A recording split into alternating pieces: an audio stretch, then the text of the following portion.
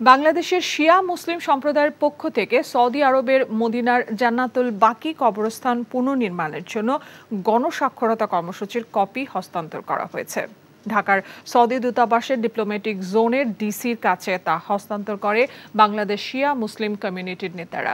১৯২৫ সালে মদিনার জান্নাতুল বাকি কবরস্থানটি ধ্বংস করা হয়। পরবর্তীতে তা পুনর্নির্মাণ করা না হলে বাংলাদেশের শিয়া মুসলিম কমিউনিটির পক্ষ থেকে গণস্বাক্ষরতার কর্মসূচির মাধ্যমে কবরস্থানটি নতুনভাবে সংস্কারের আহ্বান জানানো হয়।